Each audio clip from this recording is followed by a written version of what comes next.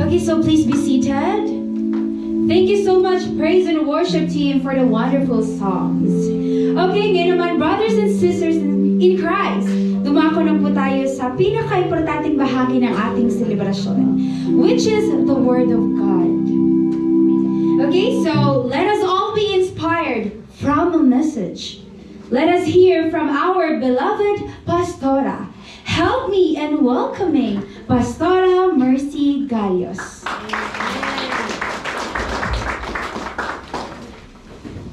Praise God!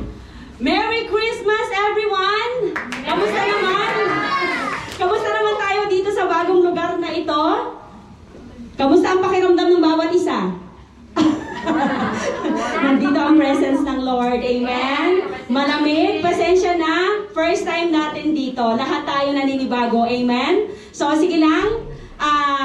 Kaya natin pinili itong lugar na ito kasi pwede kumain. Oo. Para lang for the sake of Christmas party. Oo. Pero salamat sa Lord, nakatagpo tayo ng lugar na ganito na pwedeng kumain dahil dun sa mga hall na ginagamit natin, hindi pwede. Oo. So, ngayon lang ito. Praise God sa kabutihan ng bawat isa. Panatilihin lang natin ang ating sarili sa presence ng Lord, no? Para mainitan ang ating mga katawan. Amen. Hallelujah. Hallelujah. Praise God. So this time, dahil Christmas party natin, parang year-end party na rin natin dahil next Sunday, usually ng mga kapatiran natin ay uuwi ng Pilipinas. At sa 29 din, ang iba ay uuwi na rin. Parang ang pangit ito. Praise God. Saan? Ito? Masyadong basag ang boses ko. Pero basag talaga.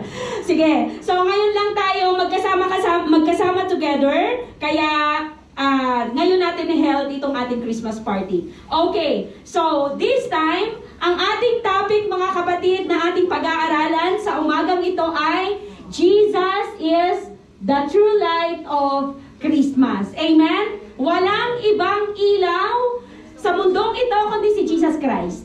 Amen? Sa panahon ngayon, maraming mga Christmas light, mga Christmas decors, no? Kumbaga, naisasantabi natin kung sino talaga ang sineselebrate natin ngayong Kapaskuhan na ito. Amen? So, babalik tayo mga kapatid sa salita ng Diyos. Amen? Okay lang ba ang bawat isa? Amen. Amen. Okay, sige, tayong lahat, basahin natin. Matthew 1:21. Ready, begin. And she shall bring forth a son, and thou shalt call his name Jesus, for he shall save his people from their sins. Amen. Manalangin tayo. Father God, maraming salamat Lord sa umagang ito.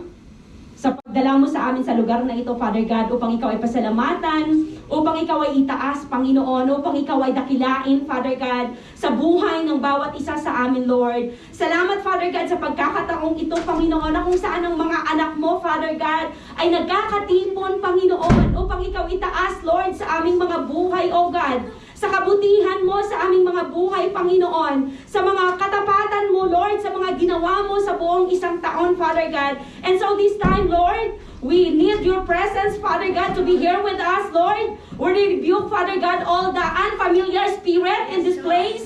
In the name of Jesus, in the name of Jesus. Hallelujah. Let your presence, Father God, fill this place, Lord. Surround this place, Father God. Wherever, Panginoon, ang mga anak mo, Father God, standing, Lord, kami, Panginoon, ay nakatayo, Father God, sa holy ground, O Lord. And let this place be a holy place, Father God. Dahil nandito ang mga anak mo, Panginoon. Hallelujah. We ask your angels, Father God, to surround this place, Lord. And to stand in the four corners of this room, Father God. Na lahat, Panginoon, na nandito sa hapong ito, Father God, ay magkaroon, Panginoon, ng katapatan sa puso, Panginoon, sa pagpupuri sa iyo, Father God. At lahat, Panginoon, ang aming mapag-aralan sa hapong ito, Panginoon, ito'y tumimo sa aming mga puso, Father God. Hallelujah. Buksan mong patuloy ang aming spiritual understanding, Lord. Open, Father God, our spiritual ears, Lord, upang amin, Panginoon, marinig ang mga salita na nais mo para sa amin sa hapong ito, Father God. Salamat, O Diyos. Hallelujah. Salamat sa presensya mo, Panginoon. Salamat, Panginoon, ay nandito, Father God, at ikaw, Panginoon, ang itinataas namin, Father God, at wala nang iba, Panginoon. Sa iyo ang kapurihan sa hapong ito, Father God, sa pangalan ni Jesus. Amen, amen, amen, amen. Sige po, makakaupo na tayo. Hallelujah. Hallelujah. Okay, so bago tayo magpatuloy, nais lang natin i-welcome ang ating first timer. Amen. Meron pa may first timer. Okay, nais natin i-welcome ang ating first timer, si Brother Joaquin. Yay! Tayo ka, Brother Joaquin. Meron pang first timer talaga. Okay, meron din tayong second timer, si Brother Shinichi Ora. Horiuchi. Okay, Brother Joaquin, remain standing, Brother Joaquin, tayo ka. Okay, so sige lang. We are so happy to have you as our guest this afternoon. It is our prayer that this should not be the first and last, but just the beginning na makasama namin kayo, ikaw, na mag-worship sa Lord dito sa Fuji Yoshida Outreach. Amen? Madalas doon kami sa Shimu Yoshida at sa Kami Yoshida. Oo. So first time lang natin dito. Okay, naninibago lahat. Okay. So sige ha, balik ka next Sunday. Amen. Sige, welcome and relax. Amen. Okay. Meron pa? Wala na? Wala na. Okay, meron tayong first timer and second timer. Glory to God. So, ang mga rason kung bakit si Jesus Christ ang tunay na ilaw ngayong Pasko. Okay lang yung mga bata? Dito. Lahat ng mga bata dito. Dito. Mga bata, ng si David. Come on, ilagay muna natin sila sa tamang lugar. Sige, para makapagpatuloy tayo.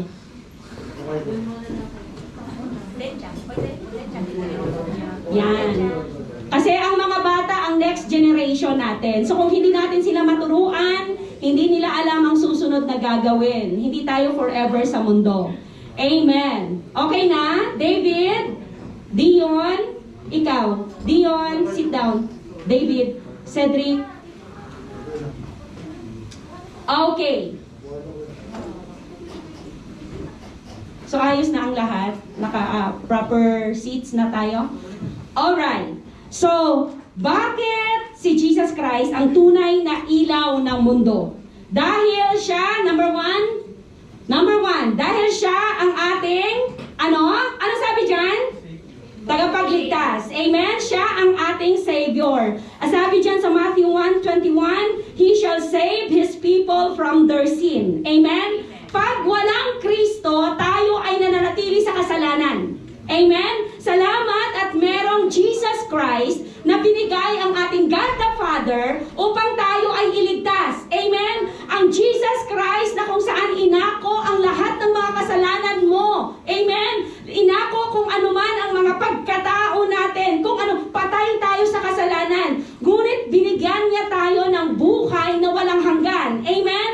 Dinala niya tayo sa kaliwanagan. Hallelujah! So, tandaan natin mga kapatid, si Jesus Christ, siya ang spiritual reflection of sending Jesus Christ to do His mission. At kung sino man ang tumanggap sa Kanya ay magkaroon ng buhay na walang hanggan. Amen? Kaya nga, mahal na mahal tayo ng ating God the Father. Amen? Dahil hindi niya hinayaan na tayo malayo sa ating Panginoong Hesukristo. Amen? Binigay niya ang kanyang bugtong na anak, mga kapatid, upang tayo ay magkaroon ng buhay na walang hanggan. At alam mo ba, walang ibang kabayaran sa kasalanan mo. Hindi pwedeng ikaw ang magbayad. Amen? Hindi pwedeng magbayad kung sino man, si Buddha, sino pa. Yung mga Diyos na inaaring Diyos ng bawat isa, ng bawat mga tao. Amen? Si Jesus Christ lamang ang qualified Savior. Hallelujah! Siya ay born sinless, amen? Through the Virgin Mary with the power of the Holy Ghost. At wala nang iba, mga kapatid. Hallelujah! So sabi dyan, therefore the Lord Himself will give you a sign, the Virgin will conceive and give birth to a son, and will call him Emmanuel. At pag sinabi natin Emmanuel, anong ibig sabihin? God with us. Na kahit saan ka pumaroon, kahit anong ginagawa mo, nakikita ng Lord yan. Walang natatago sa Kanya. Amen? Kaya nakikita niya ang tunay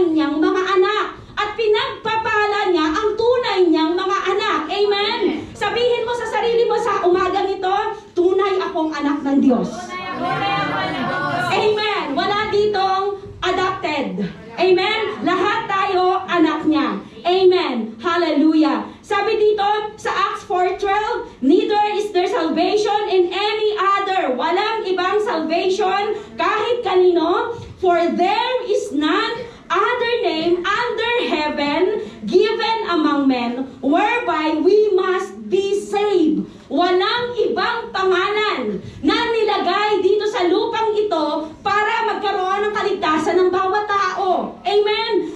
Sa pangalan lamang ni Jesus Christ. Amen. His name shall be called Jesus, for there is no other name under heaven. Only Jesus. Kaya siya lamang ang true light. Bakit natin pinag-aaralan yan? Kasi minsan, ang hinahanap ng tao, liwanag. Amen? Lalo pa kung gulong-gulo na siya, lalo pa kung hindi niya na malaman yung mga pinasok niyang hindi niya na maintindihan. Nakaka-relate tayo. Minsan may mga pinapasok tayo mga bagay na hindi na tayo makakalabas. Na feeling natin nandun ka na nakapulupot, no? Sa darkness, which is true. Kasi pag wala tayo sa Lord, sigurado na sa darkness ka, dalawa lang yan. Amen? Liwanag at kadiliman. Amen? So sigurado yan na kapag ikaw wala sa Panginoon, nasa darkness ka. At darating ang time, kasi meron talagang emptiness sa heart natin na si Lord lang makaka-fill in. Naintindihan? So hahanapin talaga natin si Jesus Christ. At kapag mga kapatid, dumating ka na sa punto na you are longing for Jesus, you are longing for that light, you are longing for that transformation na hinahanap mo, matatagpuan lamang natin kay Jesus Christ. Amen? Only Jesus, sabi dito, no other way to eternal life, si Jesus Christ lamang. No other way to forgiveness of sins. Amen? Na may mga ginagawa tayong mga mali, si Jesus Christ lamang ang makapagpapatawad sa atin. No other way to the Father, only Jesus Christ. Hallelujah. No other way to permanent peace. Kapayapaan. Hindi ibig sabihin na absence of trouble. May trouble. Pero salamat dahil may Lord ka. Amen. Yun yung kaibahan doon. Kapag ka ikaw ay Kristiyano, hindi naman ibig sabihin na easy-go-lucky ka lang. No? Hindi ibig sabihin na smooth ang lahat. Ibig sabihin, merong, di ba, yung foundation na pinag-aralan natin, same ang flood, same ang wind, same ang mga troubles na darating sa buhay ng tao. Ang pinagkaiba ng wise and foolish man, yung wise, may Diyos na magliligtas sa kanya. Amen? May Diyos siyang sinasandalan. May Diyos na magdi-deliver sa kanya. Amen? No other way to permanent joy. Only Jesus. Amen. Kaya kung ikaw naghahanap ng joy, sa Lord natin matatagpuan yan. Kahit ilang Louis Vuitton ang bilhin mo, pagkatapos mairampa mo yan, wala. Maghahanap ka pa rin ng joy. Tama? Pagkatapos mong winaldas yung 100 lapad mo, pagkatapos niyan, malungkot ka na, wala na. Diba? Ganon kasi pag dito ka sa mundo, papagurin ka lang sa lahat ng latest. Pero kapag ka kay Lord, ikaw naglilingkod, merong permanent joy. Amen? Kahit may pagsubok, kahit anong pagdaanan mo, may permanent joy. Sabi dyan, Jesus is not one of many ways to eternal life, nor is the best of several ways. Jesus is the only way. Amen? Sabihin mo nga sa umagang ito, Jesus is the only way. Jesus is the only way. Hallelujah, hallelujah, amen. Pangalawang points, mga kapatid, kung bakit si Jesus yung true light. Una kanina, ano daw? Born to be your Savior. Amen. Pangalawa, born to show humility. Amen. Hallelujah. Bakit? Sa Philippians 2, verse 6 to 8, sabi dyan, who being in very nature God did not consider equality with God something to be used to his own advantage. Rather, he made himself nothing. Amen? He made himself nothing by taking the very nature of a servant. Hallelujah. Being made in human likeness and being found in appearance as a man, he humbled himself by becoming obedient to death, even death on a cross. Hallelujah. Therefore, God exalted him to the highest place and gave him the name that is above every name. Hallelujah.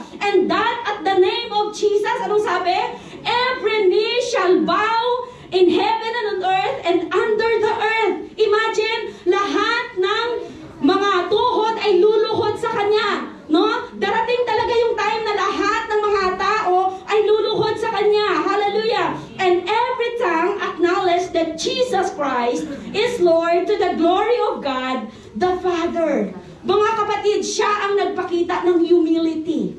Saan siya pinanganak? Sa sabsaban.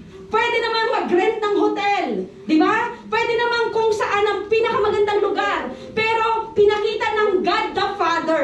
Kasi orchestrated ang lahat ng nangyari sa Kanya. No? Pinuno yung in. Para ipakita na si Jesus Christ ay ipanganak sa sabsaban. Para magpakita ng humility.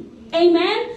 To show His humiliation, kaya siya pinanganak sa sabsaban, being a servant. Amen. Sabi dito, born in a manger, Jesus does not belong there. Diba? Sa manger, Jesus is a son of God. Bakit sa manger siya pinanganak? He don't deserve to be born doon sa manger. Pero dahil nga si God the Father gustong ipakita or i-demonstrate sa atin na itong anak ko ay isang nagpapakita ng humility. Kaya naging ganon ang experience ni Jesus Christ. Amen. Hallelujah. Okay, number 3 na dahilan or points kung bakit siya yung light, it's because born to show us the right kind of love. Lahat tayo gustong mahalin. Tama? Ikaw, lahat tayo naghahanap ng pagmamahal. Amen? Pero alam mo ba, si Jesus Christ ang unang nagpakita ng tunay na pagmamahal. Ibinigay niya ang kanyang buhay para sa iyo at sa akin.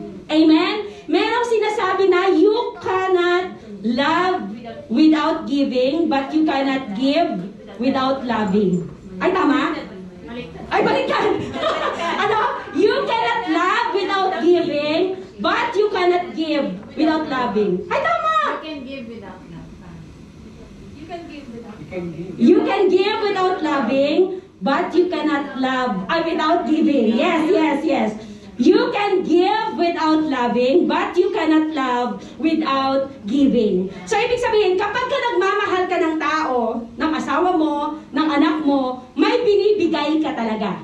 Amen? Nagpapakita na mahal mo siya kapag ka meron kang ino-offer na something. And God the Father loves us so much. Amen? Na dapat ikaw yung mapako sa cross, hindi niya pinayagan. No? Kundi, binigay niya ang kanyang bugtong na anak na prinapisay ni Elijah 700 years before na pinanganak si Jesus Christ. Imagine? 700 years before pinanganak si Jesus Christ. Prinapisay ni Elisha na si Jesus Christ ay ipapanganak. Amen. Christmas reveals God's plan of redemption to save the human race by sending a Savior and King into the world. Kasi nga sabi sa John 3:16, lahat sabihin, for God so loved that He gave His only begotten Son, that whosoever believe in Him should not perish, but have eternal life. Amen? Mahal ni God the Father ang buong mundo.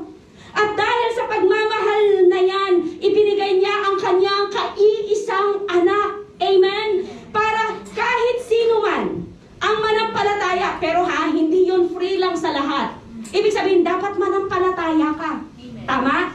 Dapat manampalataya ka sa God, kay Jesus Christ. Kasi pag hindi naman ibibigay sa iyo yung salvation. Tama?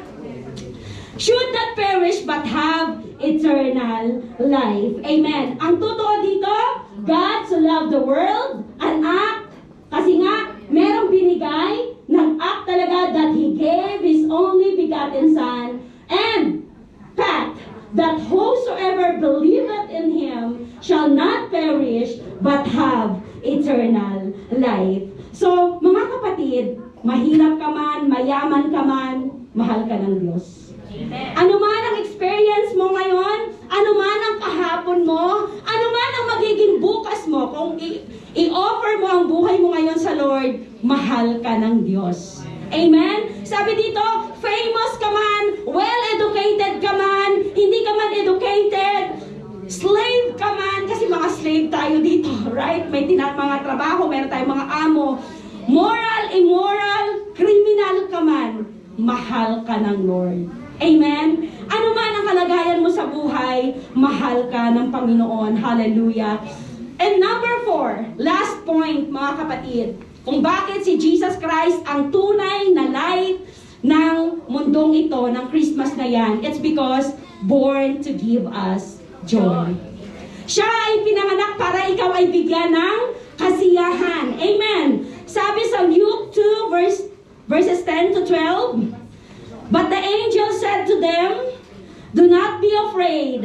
I bring you good news that will cause great joy for all the people. Today in the town of David, a Savior has been born to you. He is the Messiah. Amen? Yung kanta natin kanina, Messiah, the Lord. This will be a sign to you.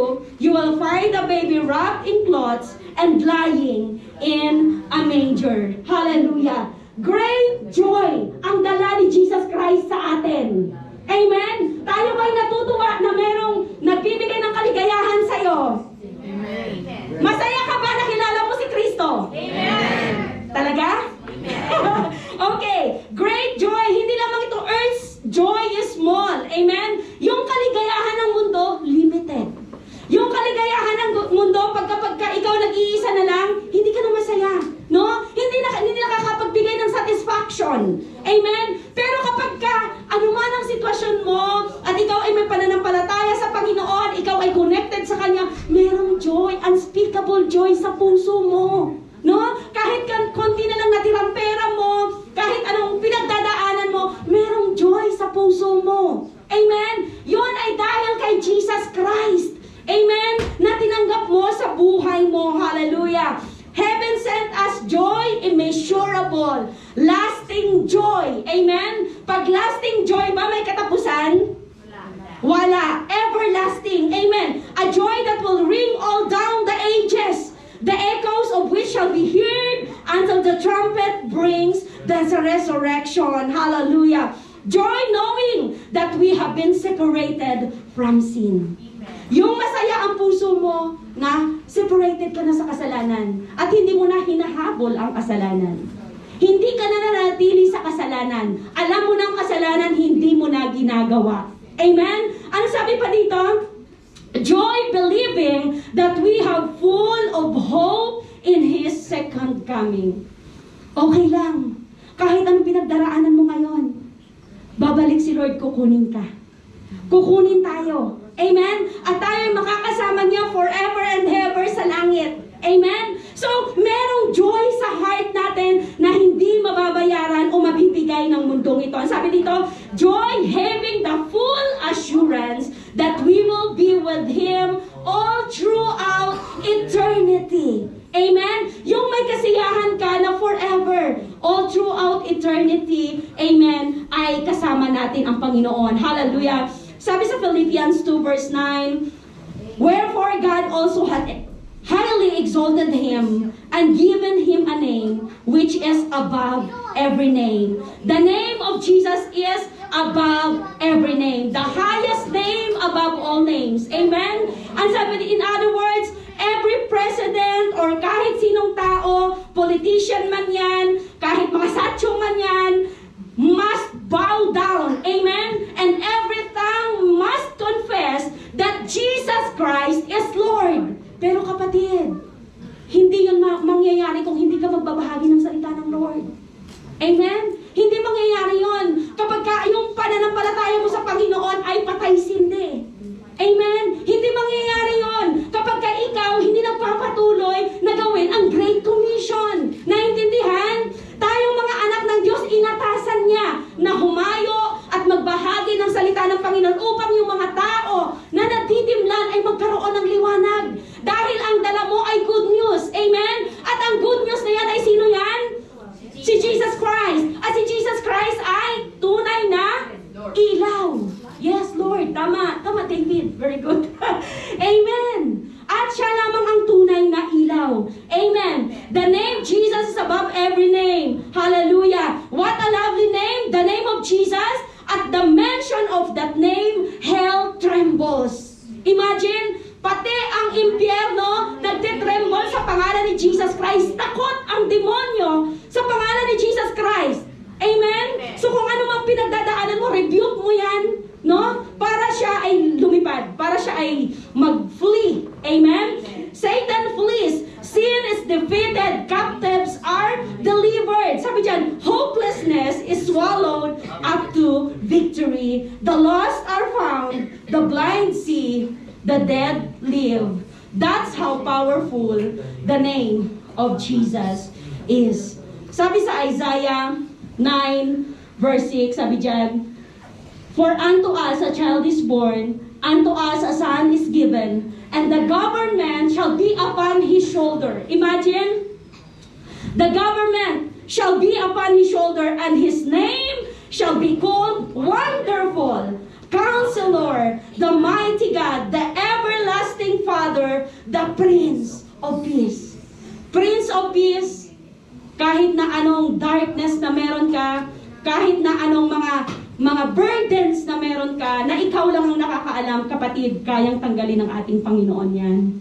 Amen? Hallelujah. His name is the most powerful name sa buong mundo. Hallelujah. Praise God. Number ano na tayo? Number 5. Jesus Christ is the light because He's born to show us the way. Hallelujah. Siya lamang ang tunay na daan. Huwag na tayong dumaan sa kung saan saang daan. Amen? Na ito'y ang patutunguhan ng daan na yan ay kapahamakan. Amen? Sabi sa John 1 verse 6 to 9, there was a man sent from God whose name was John. The same came for a witness to bear witness of the light, that all men through him might believe. He was not that light, but was sent to bear witness of that light. That was the true light, which lightened every man that cometh into the world. Hallelujah. Sa John 8:12, sabi dyan, then spoke Jesus again unto them, saying, I am the light of the world. He that followed me shall not walk in darkness, hallelujah, but shall have the light of life. Kapag ka ikaw ay lumalakad na kasama si Kristo, mga kapatid, kailanman hindi ka nalalakad sa darkness. Amen? Kailanman hindi ka nalalakad sa kadiliman. Kailanman hindi mo na mararanasan kung anong naranasan mo dati nung wala ka pa sa Panginoon. Amen? Pero yan ay kapag ka ikaw ay aligned sa Panginoon. Amen? Pero kapag ka hindi, sige, ikaw din naman ang magsasuffer ng consequences. Amen? Jesus Christ is our light. We will not walk in darkness anymore. His words, the Bible, is a light unto our feet and a light unto our path. It is the divine life made available to us, and by faith, as the result of Jesus' earthly life and death, He is our Creator. He is our sustainer of joy, peace, and love. Amen. May tanong dito. What would our life be without Jesus? Basahin natin. Ready, go. Life. Next. Life would be a wreck. Next. Life would be without hope. Next. Life would be without direction. Yes. Next. Life would be without ambition. Life would be without aim. Yes. Next. Life would be without anything significant to live for. Next. Life would be without purpose. Next. Life would have no joy and peace. Next. Life would have nothing beyond this life. Last. Life without Jesus is like an unsharpened pencil. There is no point. Amen? Gusto mo ba ng buhay na walang punto, walang patutunguhan, walang direksyon? No, of course. Kaya hayaan natin sa pagkakataong ito, mga kapatid, na yung buhay natin, isuko natin sa Lord. Maaaring feeling mo na isuko mo na. Feeling mo na i-offer mo na yung buhay mo sa Kanya. Feeling mo, Lord, lumalakad na ako sa'yo. Pero minsan kasi naliliko ang landasin mo. Amen? Minsan may mga daanan kang hindi mo dapat dinadaanan, pero nandun ka kasi nga yung conviction ng Holy Spirit wala sa iyo. Amen? Sabi dito, having Jesus as the main reason for Christmas is a must, where family will be restoring, hope will be testifying, joy will be unending, peace will be undenying, love will be satisfying, life will be fulfilling. So, sa pagkakataong ito mga kapatid, is there a room for Jesus in your heart? Meron bang lugar ang Lord sa buhay mo ngayon? Amen. Hallelujah. Sige, ibaw natin ang ating mga ulo. Saligsigin natin ang ating mga puso habang ang worship team ay kumakanta ng isang kanta. Tanungin mo yung sarili mo ngayon, ikaw at si Lord. Kapatid, wala tayong may tatago sa Kanya. Hindi pwedeng magkunyari tayo ngayon sa Kanya na okay tayo at si Lord. Hallelujah. Tanungin natin sa sarili natin, is there a room for Jesus in my heart right now? Si Lord ba yung greatest gift na gusto kong matanggap ngayong Paskong ito? Hallelujah. Si Jesus Christ ba yung ilaw na gusto mong sundan ngayon sa pagkakataong ito? Sige, saliksikin natin ang ating mga puso. Hallelujah. Hallelujah. Manalangin ka kapatid. Hallelujah, Jesus. Lord, hayaan mo Panginoon na sa pagkakataong ito, Father God, Ikaw ang maging laman ng puso ko, Panginoon. Hayaan mo, Father God, na nasain ko, Panginoon, na sa pagkakataong ito, Father God, dahil sa buhay mo, na binigay mo sa amin, na Ikaw talaga yung tunay na ilaw, Jesus Christ, ay i-offer ko sa iyo ang buhay ko right now, in the name of Jesus. Hayaan mo, Panginoon, na sa bawat sandali ng buhay ko, Father God, Ikaw ang ilaw na dapat kong lakaran, O Lord. Patawarin mo ako minsan, Father God, kung may ibang daan ako ng mga dinadaanan, O Diyos. Hallelujah. Hallelujah. Sige kapatid, manalangin ka right now. Hallelujah, Jesus. Forgive us, Lord. Allow us, Father God, na Ikaw ang sundan namin, Panginoon. Sa pagkakataong ito, Father God. Thank you, Lord. Sa buhay mo na binigay mo sa bawat isa sa amin, O God.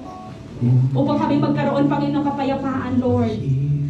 Upang kami, Panginoon, magkaroon, Father God, ng kasiyahan, O God.